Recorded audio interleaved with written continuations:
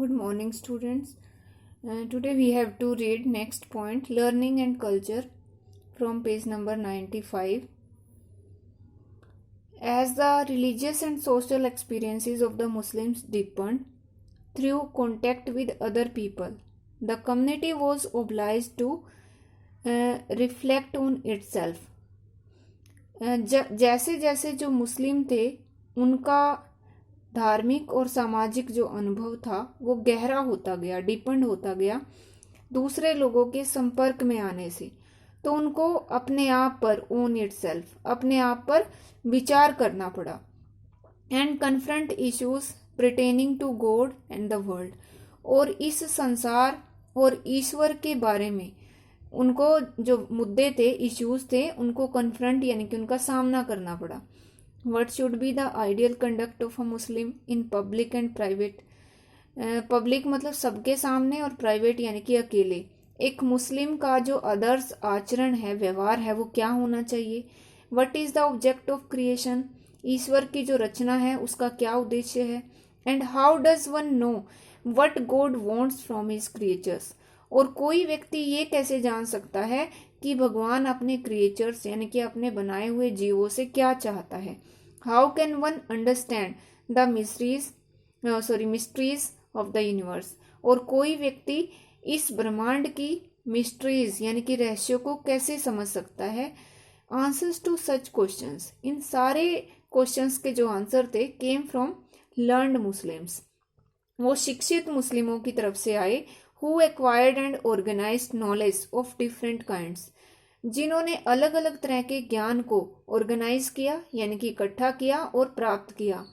To strengthen the social identity of the community, इस समुदाय की सामाजिक पहचान को मजबूत करने के लिए, as well as to satisfy their intellectual curiosity, और साथ ही साथ उनकी जो बौद्धिक उत्सुकता थी या जिज्ञासा थी उसको सेटिस्फाई करने के लिए या उसको संतुष्ट करने के लिए।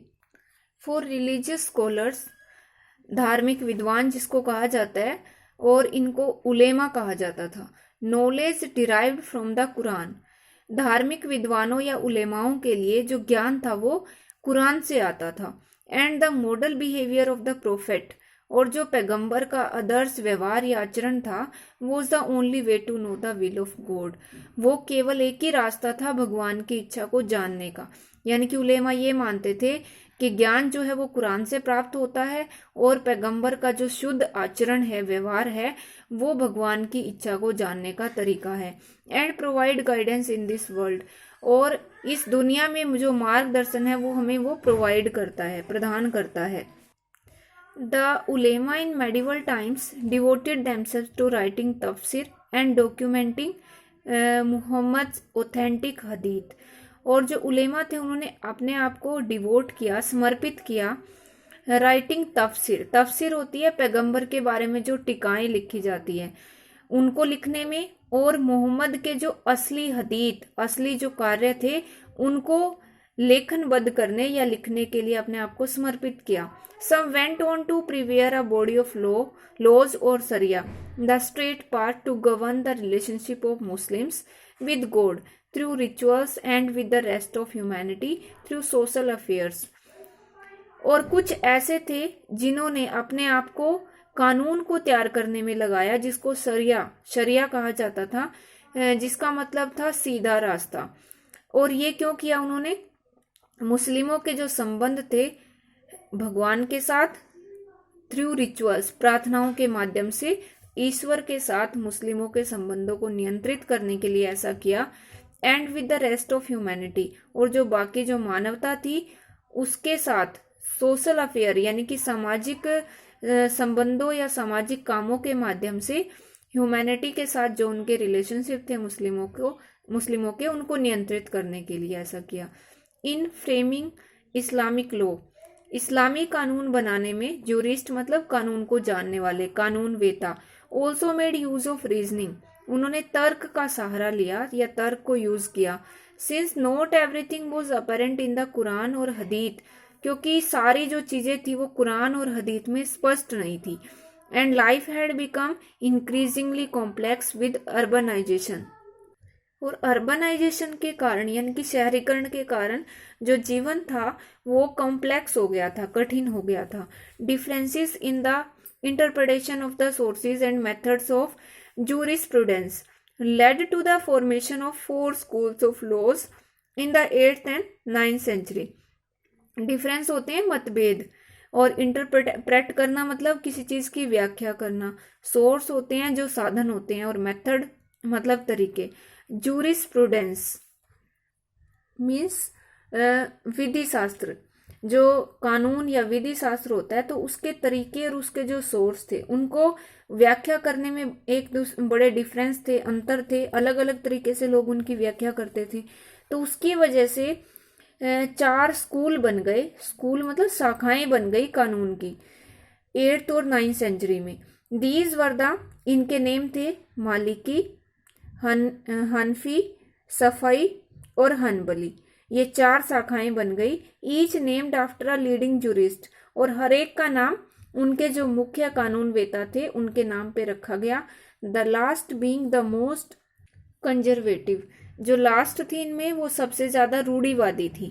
The sharia provided guidance in all possible legal issues within Sunni society. सुन्नी समाज के अंदर जो शरिया यानी कि कानून था, मुस्लिम कानून, वो मार्गदर्शन प्रदान करता था सभी कानूनी इश्यूज पर, कानूनी मुद्दों पर।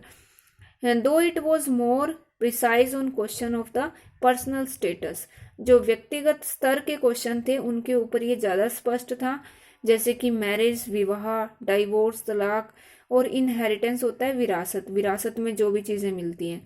देन ऑन कमर्शियल मैटर्स और पीनल एंड कॉन्स्टिट्यूशनल इश्यूज, किसकी बजाय यानी कि व्यापारिक जो मामले होते थे या फिर कोई पीनल होता है दंडिक मामले, सजा देने वाले, और कॉन्स्टिट्यूशनल यानी कि संवैधानिक, इन तीनों मामलों की बजाय ये मैरिज, डाइवोर्स और इनहेरिटेंस, इन क्वेश्चंस पर वो ज्यादा प्रिसाइज था, ज्यादा स्पष्ट था, यानी कि इनके बारे में वो ज्यादा अच्छे से निर्णय देता था।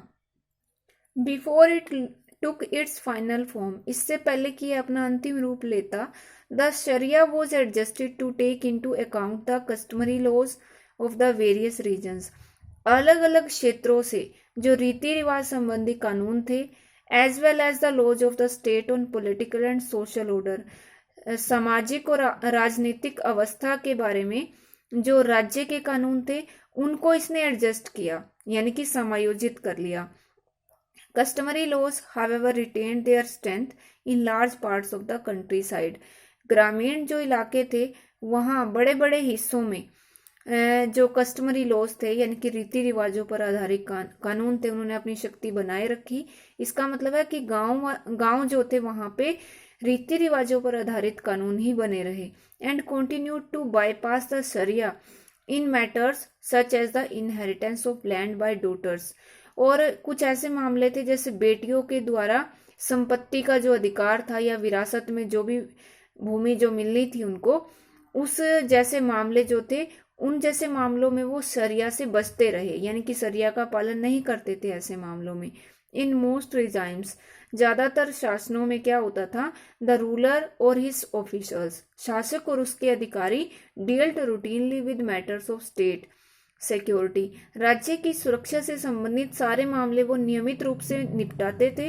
And sent only selected cases to the qazi, qazi was called जज, और वो जो कुछ चुने हुए मामले थे जो काजी के पास या जज के पास पहुंचाते थे। The qazi appointed by the state in each city और लोकेलिटी, काजी को राज्य के द्वारा प्रत्येक शहर और मोहल्ले में स्थापित किया जाता था या नियुक्त किया जाता था।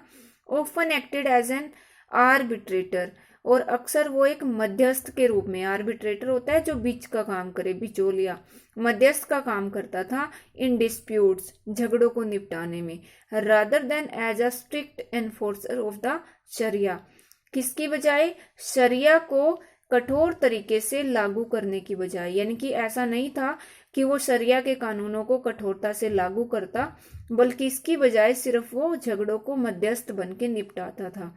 A group of religious minded people in medieval Islam मध्यकालीन इस्लाम में जो धार्मिक लोग थे उनका एक समूह बन गया था नोन एज सूफीज, जिसको सूफी कहते हैं। सूफी संत, ये आपने छोटी क्लासेस में भी पढ़ा होगा, भक्ति संत और सूफी संत। तो ये मेडिवल पीरियड में यहाँ इस्लामिक स्टेट्स में भी ऐसा ही हुआ। sought a deeper and more personal knowledge of God through asceticism। एस्टेसिसिज्म होता है जो एक तपस्या के द्वारा हम कह सकते हैं, एंड मिस्टिसिज्म मीन्स रहस्यवाद। रहस्यवाद और तपस्या के माध्यम से भगवान का, ईश्वर की जो व्यक्तिगत ज्ञान है उसको और मतलब गहराई से वो जानने की उनकी इच्छा थी सूफीज की। The more society gave itself up to material pursuits and pleasures, और जो समाज था जितना ज्यादा वो अपने आप को इन भौतिक वस्तुओं और खुशियों में लीन करता था, the more the Sufis sought to renounce the world, उतना ज्यादा ये सूफी लोग जो थे वो इस दुनिया को, रिनाउंस होता है त्याग देने की इच्छा करते थे। यानी कि जितना ज्यादा समाज ऐशो आराम की चीजों में अपने आप को लगाता था, तो ये सूफी उतना ज्यादा उन चीजों को त्याग देते थे। And rely on God alone, और सिर्फ वो भगवान पे ही भरोसा करते थे। In the 8th and 19th centuries, aesthetic inclination were elevated to the highest stage of mysticism।